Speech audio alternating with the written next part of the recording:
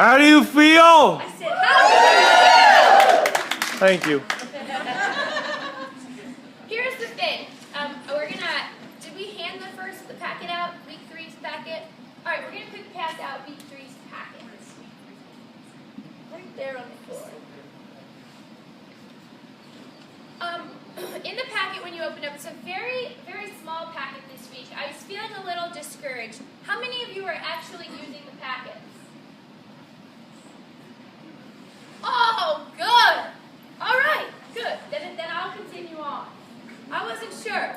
I was feeling almost like, are they even looking at these packets? Good. Glad to hear it. Now, I have to say, Simple Solutions is still way ahead of the Caveman team as far as blogging. Caveman team, you have gotten better. Amy, you were on there. Good job. Woo! Oh, Susan, yeah, and yes. Okay, good. They were on. You have to understand the support, the Sensible Solutions team is coming together. They are excited. They're working with each other, sharing, offering feelings, offering recipes, just saying what they're proud of, and people responding. That is something huge that totally adds to your progress. Please add to the blog. I'm just asking. Oh, and I wanted to bring up a point. Ryan and I were a little bit overwhelmed by all of the stuff that comes along with the program. So we're sorry for not putting a new letter up or whatever for you to talk to, but we'll be back on that this week. One thing that brings up a point, okay? You have to have boundaries, you have to have limitations. For me,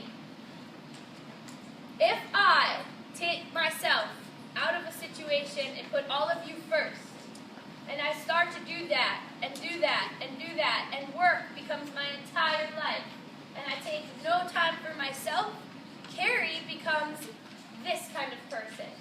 Unhappy, eating sugar, wanting to sleep, not motivated, kind of irritated. That's not good, right? That's what Carrie was becoming.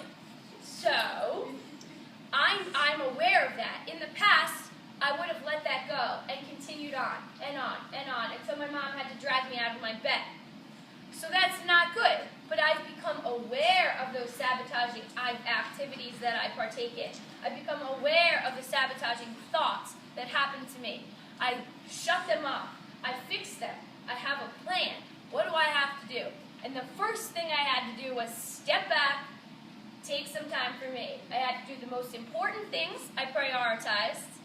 One thing that happened to be on the scale of giving myself a little more time was the blog and the emails. I had to take some time because it was literally consuming my entire day.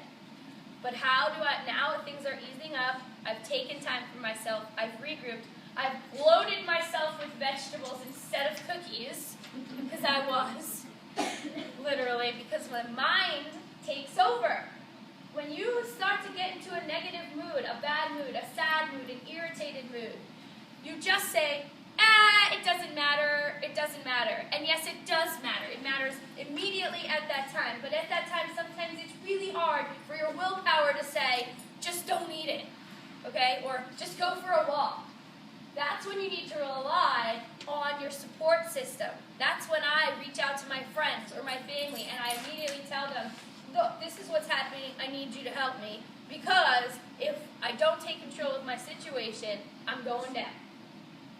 That's what I need you to do. You need to reach out to your support team. You need to reach out to the people who are there to help you. You need to look at your bracelet. You need to look at your reasons you want to be healthy or lose weight chart. These are things that are going to help you to overcome situations that put you in a position where you're going to make a bad decision. If you make that bad decision, it's setting you up to fail. I know this, okay? When you're sitting at home and your mindset's down and you're like, just this one time won't matter, I really don't care right now, it's not worth it. yes, it is worth it. You got to tell yourself, yes, it is worth it. For me, Carrie, if you eat that cookie, you are going down. Because it's not one cookie you're going to eat. You're going to eat that cookie, then you might eat the peanut butter and marshmallow English muffin, and then you're probably going to go and have pancakes. I know this. It's a what do you call that? Routine, a pattern. It's what happens. And then this time of the year will be a bad time of the year, and then March and April will come around, and whoo, all of a sudden I'll be back on track. But I'm aware of that. I'm not going to let that happen anymore. So that's what you have to learn to become aware of, and you have to learn to take your situation and change it. Don't accept a situation and say, well, I'm too busy, I can't fit that in. Sure, if you want to continue in the situation that you're in, if you want to continue, eating the way you're eating, feeling the way you're feeling, and never making a change, if you're okay with that, then that's fine. But if you are not okay with your situation, you must make a change, okay? And it's okay to reach out for help, because making a change is not easy. You can't do it on your own. Well, some people can, but it's very hard to do. So you are not a less of a person for asking for help. If you have, everybody's situations are different. Okay, you look at someone and you think, wow, they've got it all together. Not true. We all have something. Okay?